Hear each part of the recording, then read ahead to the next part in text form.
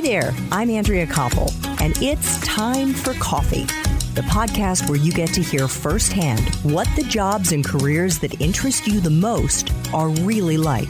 Hey there, Java Junkies. Welcome back to another episode of Time for Coffee. I am so glad you pressed play. If you've ever wondered what it's like to live and work in a country at war, then you're definitely going to want to keep listening, because my next guest is a remarkable woman who grew up in India and has spent her life living in one war zone after another. But before I introduce her to you, I want to make sure that you've signed up for our weekly newsletter, the Java Junkies Journal, that comes out every Monday morning and gives you a sneak peek at the 5 episodes we're dropping all that week. To sign up, just head over to the Time for Coffee website at time4coffee.org, and it's right there on the homepage. And while you're there, you can check out all the interviews we've done to date with professionals in all kinds of different careers. You can actually search by profession on the homepage,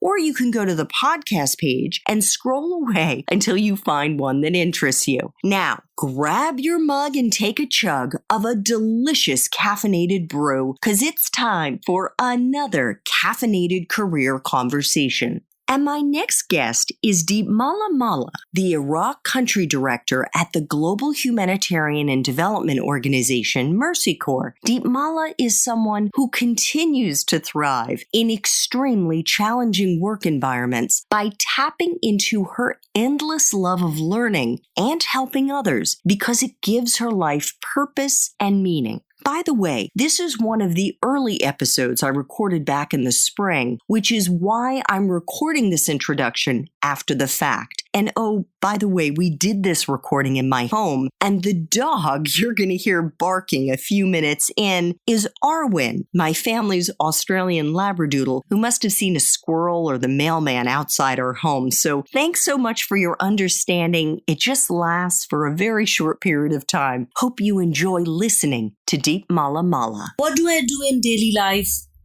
I have to keep a large team or medium-sized team immensely motivated and believing in what our mission is to be able to deliver what we need to help serve the communities. I know this sounds a bit jargony, but in real life, it's working with people, generating the funds and the money, dealing with local authorities, dealing with regulations related to NGOs, dealing with finances, money, and audits, dealing with communities. Sometimes we do not meet their expectations. Sometimes we meet their expectations. Either way. So it's a very busy and complicated job, I would say. There are very few weekends where you would feel that I have done nothing and you can fully relax. But I would say immense satisfaction. So take us into an average day right now. You're living in northern Iraq, in Erbil. How much of your time are you there? How much of your time do you travel to other parts of the country where Mercy Corps is working? I'm in Erbil, let's say 50% of the time, and then I spend a large chunk of my time in Baghdad, from where we run a major operation in other areas, and then the remaining maybe other field sites in Iraq, or sometimes flight to DC. Sometimes I go home as well. So my average day, I leave my home at 7:45. I'm in the office at 8. When I have my cup of tea in the morning at home, I try to clear the emails from last night.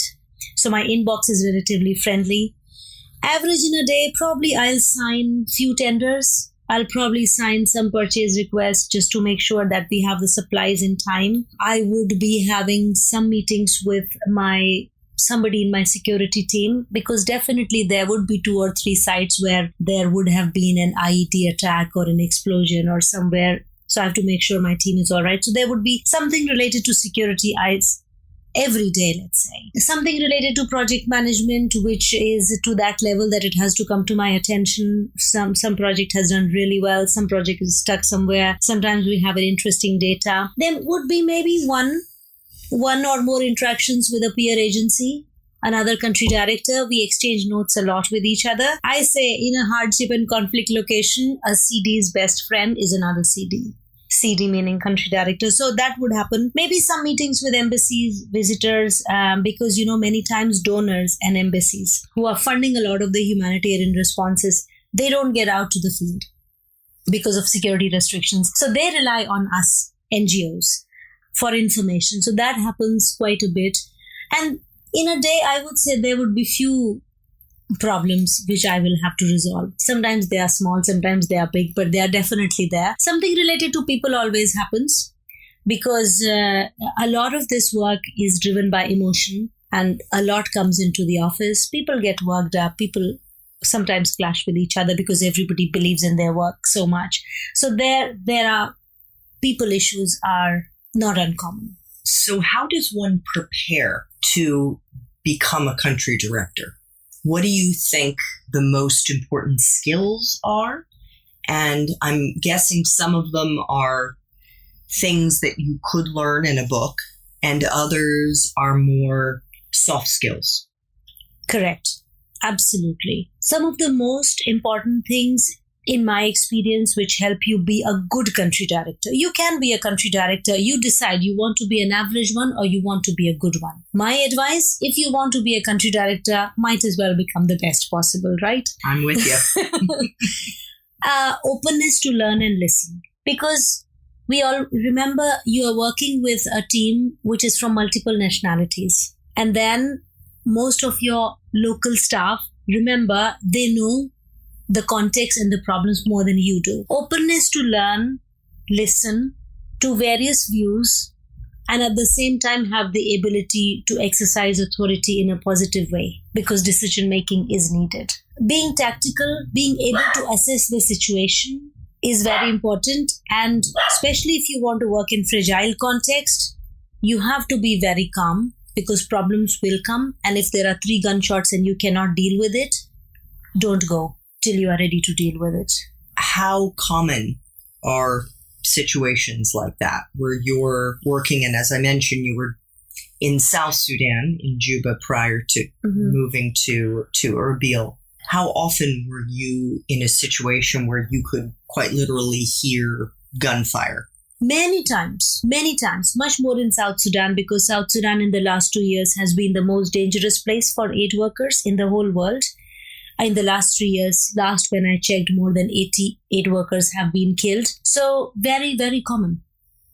I mean, I remember months when we didn't sleep without hearing a gunshot. It's very common. What has been your way of coping with that? Personally? Yes. Dealing with my stress? Because the conditions are rough. Electricity, water, roads and everything. So everybody has their own way. Like I have colleagues who listen to music and do whatnot. For me, I take really good care of my body. And you mean by exercising? Yes. Massage? Yes. I think it does really help. And I do video calls with my mom.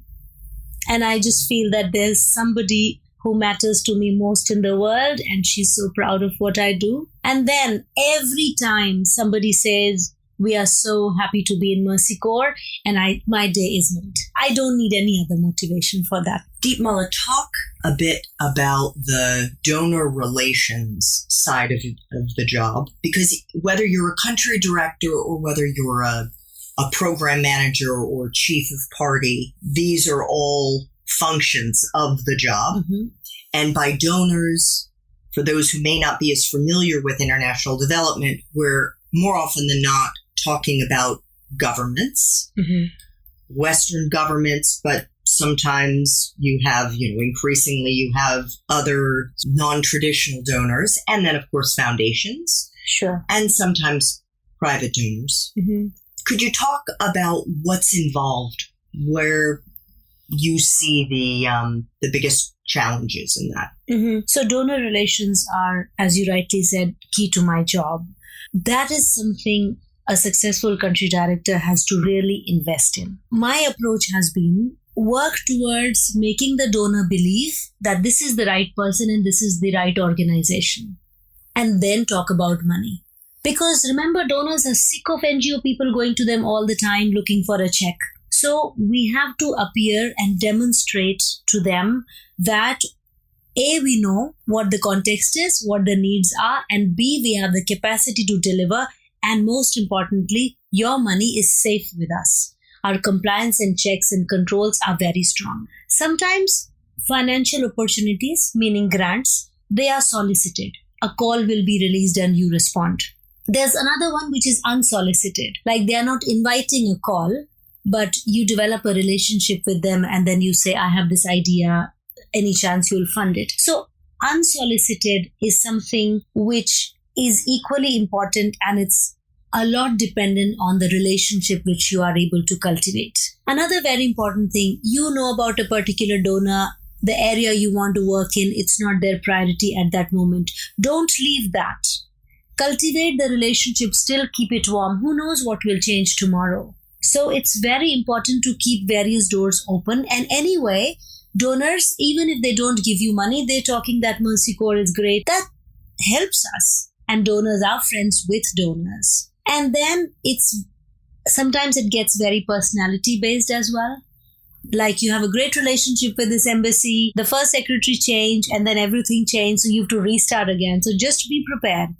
Developing a relationship is a process and we'll have to do it over and over again. How difficult is it working in countries where you don't speak the local language? It is definitely a challenge. The bigger challenge which I feel, like for example, when I'm working in a country where everybody speaks English or I speak the local language, I feel so good that I can speak to everybody in my team. I can motivate them by speaking directly.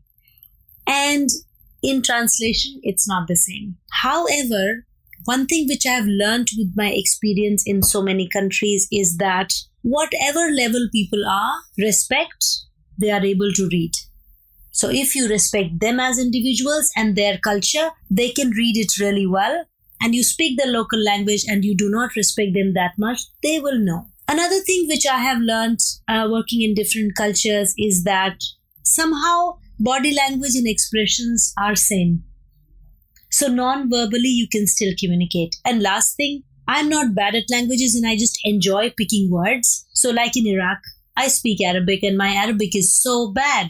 But I speak all the time and it is always taken as a positive sign, whether from local authorities or staff or community, and they encourage you. And it's a great way to open the conversation and start bonding. Good for you. And by the way, generally, finding my way, going to the market or talking to people, general conversation, I think I can manage that. But having a meeting with the mayor, I cannot.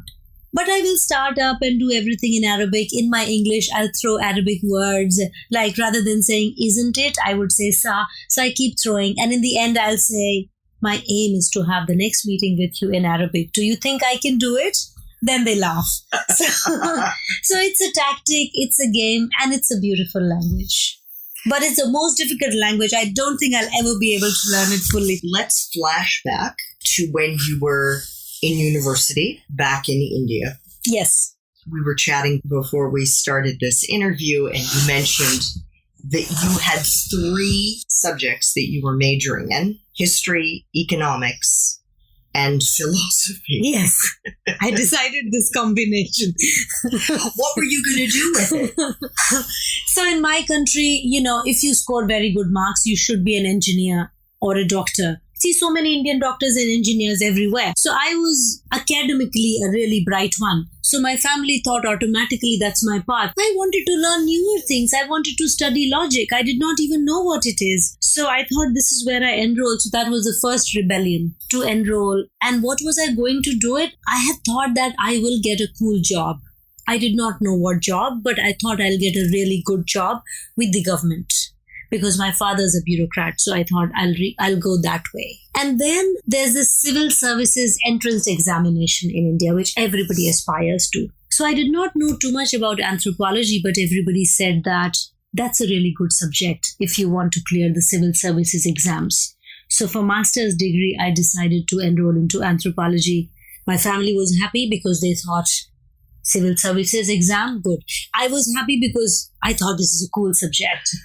And Andrea, believe me, our first assignment, field, we were taken to a slum and we were given interviews and everything. We were learning. And I knew at that moment what I'm going to do for the rest of my life. I thought this is the best thing, learning cultures, learning about people. This is it. So you knew then, And then, in your master's program, that you would go into, was it development? Yeah. Is that what you were thinking? Yeah. Or So, not necessarily? because of my age and level of exposure and experience, I did not know that much, but I knew that I would do something with people.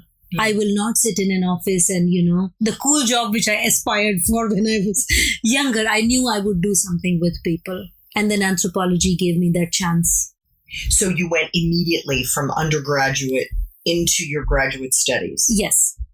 Yes. And do you think that, looking back, was that a good thing to do? Absolutely. Absolutely. And after I completed my master's in anthropology, I decided to get a PhD. So my first job after I completed the PhD was an affiliated program by the World Bank, which was again on social impact assessment, because then I had little experience in that field. And so how did your career progress? Can you say that it was at an early stage? You said, one day I want to be a country director. I want to be running the show. Mm-hmm. Or did it just kind of evolve? Mm-hmm. I personally, in my life, can say that there was very little forethought that went into my decision making, other than saying, because I had studied Mandarin, Chinese undergraduate, so I... Really?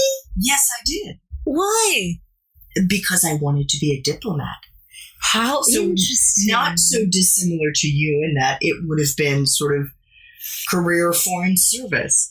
So I thought, let me give myself, or try to give myself, an edge by speaking one of the more difficult languages. And then when I decided that I wanted to be a journalist, which was several years after I graduated, then it was, wouldn't it be nice if I could get to China as a journalist? But beyond that, there was really no planning or true deliberation that went into my own career. What about you? So my first job was a research assistant, and because I had done a PhD, at that age, I thought research is something where I want to go. So while being a research assistant, and then I was promoted after 1 year because I was so eager to do anything and everything. I even thought photocopying is so important.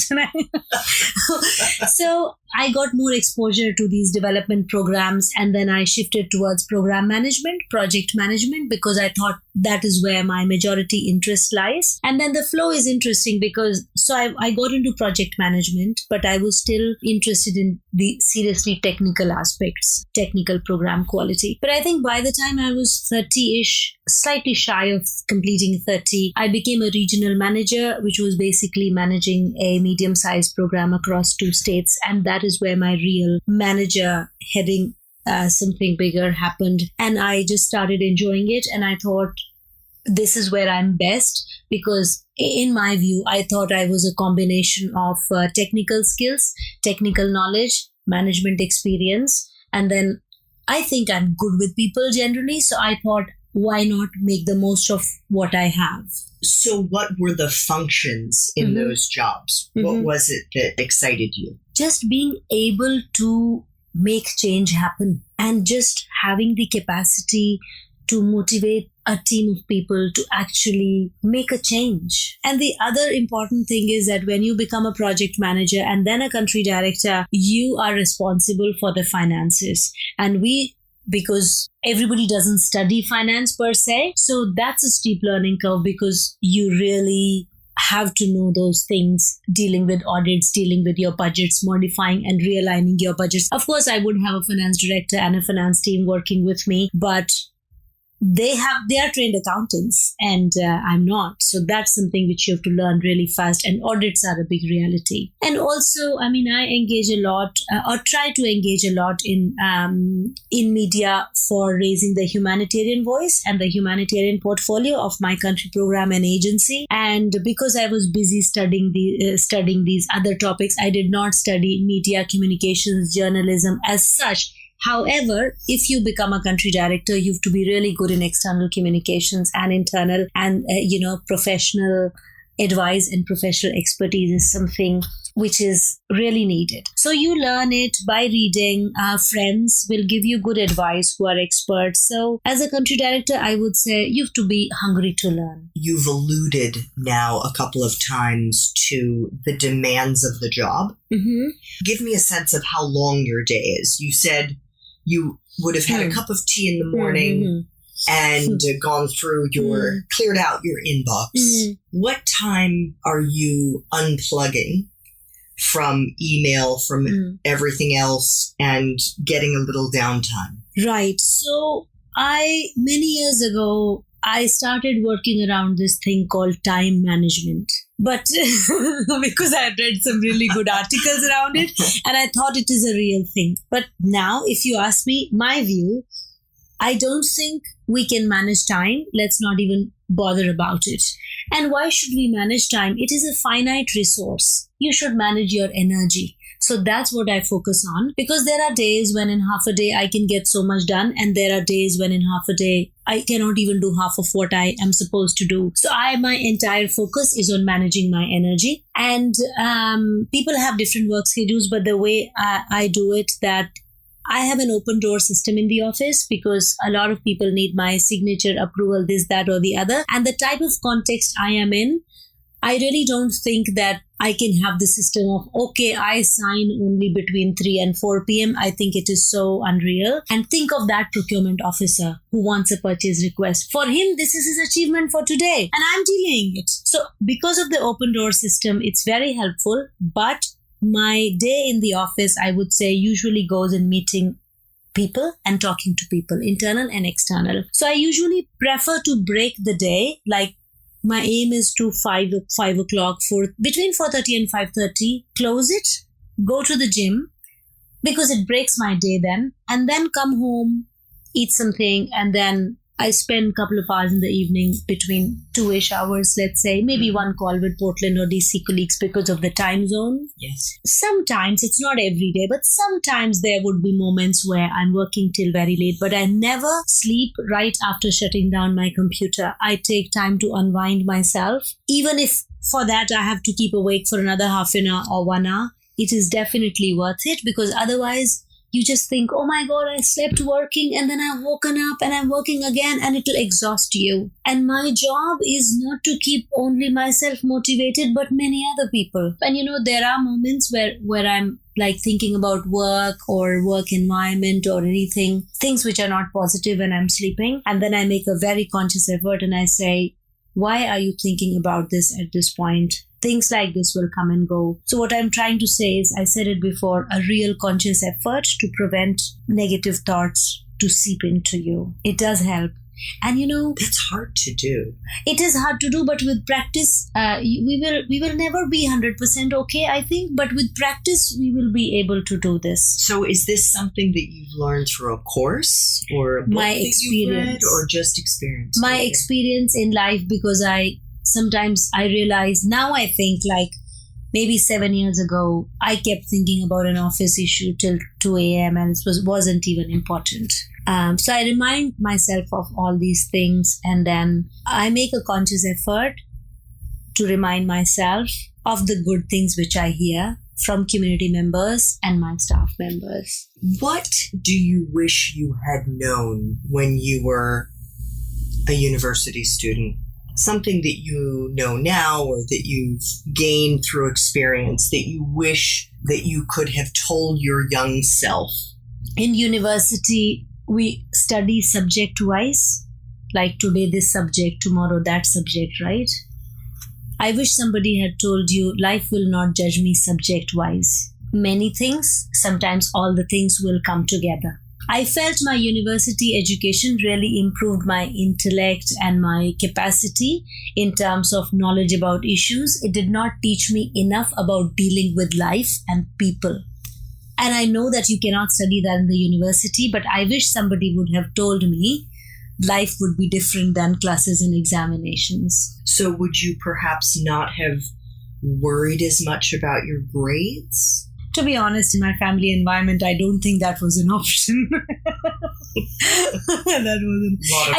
I think I'm very competitive by nature, so it's beyond grades. Actually, I wish that in university, when they taught us all these wonderful things, at university or somebody in my family or somebody it would have been nicer if they told me that success here doesn't automatically mean success in your job. Yeah, that's it. Success in university doesn't automatically mean success in your job. So for the young people who are at the very beginning of their lives and their careers, what can you share with them that will help make these early months and years of their own career development go a little bit more easily or perhaps as well as your career has? One thing which I would say most importantly is just be open to listen different perspectives and just open to learn. Second thing is it is okay to fail. And please fail at least once or twice, because otherwise how will you will never be able to understand the pain which it brings and the drive. Now I have to make it work the next time. It is okay to fail, definitely. And I would also say that things will evolve and change in the external environment much faster than what they are imagining. Like, let's say in the international development world, the policies of the donors, international politics, the local context, security situation, it will change much faster. So just having a high level of flexibility and adaptability will help. Can you share with us a time when you failed and how you recovered? So let me share one of the examples, which is a mistake, and I will never forget that. I used to work in Yemen. I was the deputy country director, and we were producing a module for nursing staff. And then huge piles came and they were kept in my office. And then I asked, okay, why are we not delivering them on site? And they said, oh, the front cover has a spelling mistake. I was like, what? Because we spent like $35,000 and fundraising is hard. I said, what? The front cover has a spelling mistake? And there was one word which was wrongly spelled. And I said, who approved this? So I got vague answers. And then I went to my country director. We had a really good working relationship. I said, who has approved this? Because I really worked very hard. He really valued me and he knew that I'll feel very bad. But he said, Deepmala, it has your approval. And then I went back to procurement and it is signed. I have not only signed, I have written final approval for printing my name and my date. And I thought, how can I do this? I mean, I have delayed the nursing trainings because the reprinting will take at least another week. I have wasted $35,000 of the organization and it's so bad. And then I said, I have to pay back this money, but I didn't have $35,000, obviously. So my country director said, you're taking it too hard on you, Deepmala. I mean, we are only changing the front cover. And the cost of changing the front cover was something like $6,000. So it's not that much. But then I did share half of my next month's salary. And I don't think anybody should go to that extreme. But I was much younger than what I am today. I took it very, very seriously. And I took it very seriously. But then I framed that approval. It's with me even till now in a frame. Just as a reminder. It reminds me that never think you are a superstar. It stayed with me, Andrea. And while talking to you, in my mind, I have a graphic memory of me in that beautiful office in Yemen with chandeliers where I was saying, who approved this? Who? Nobody replied. Because they didn't want to upset me, because they knew that I would be. I mean, it's hard to tell somebody like, dude, you're wrong. Did it undermine your self-confidence? No. Good. No. But I did feel very strongly that I have to do it right. But the level of trust and assurance and the sort of response which my country director, I was the deputy, gave me at that time really made me feel really good. He didn't make me feel bad at all. He really said that anybody can do this. It's all right, Deepmala. I said, no, my name is on the authority matrix. So I learned management lessons as well. That one top tip for being a good country director, that somebody who's working very hard and is motivated, if they make a mistake, have their back. Like I remember we had a DFID budget submitted when I was the country director in South Sudan. And DFID is the British aid agency. Yes, that's right. Thank you. So we had an approved budget, approved project and everything. And then my director programs told me that Deepmala, in the approved budget, because he put the approved budget together. He drafted the final budget. I had approved it, but the nitty-gritty I won't check. I wouldn't know. So he said, there's a massive mistake in the budget. And I was like, it's okay, we'll deal with it. He said, I'm talking about maybe a possible mistake of $1 million. So he was very, very upset, obviously. I smiled. I said, Francisco, we'll deal with it. Don't worry. We'll manage. And he was like, are you sure? I said, yeah, we'll manage. You do not worry at all. Leave it to me. And then in the end, there was no mistake in the budget, actually. Look at that. He felt. But later he told me that it really meant how I responded to that crisis. Probably the way I was treated before. Yes. Something which I want to tell the young people, this is something which I tell my team in the most difficult times. So I do want to share it with our listeners. There will be moments where you will be very frustrated. You will be hugely tired. Maybe you have walked 4 miles or something. Maybe your internet is not working. You didn't get water to shower. All these things may have happened and these will happen again. But the family who you served today or yesterday, they will remember your face, possibly your name, for their entire life. And when after a few years they will tell this story, you will be a part of that story. How amazing is that? Thanks so much for listening to Time for Coffee, where the professionals in the jobs that most interest you always have time to grab coffee, 24/7, no matter where you live. I have one quick favor to ask you. Remember to rate, review, and subscribe to Time for Coffee. Thanks so much.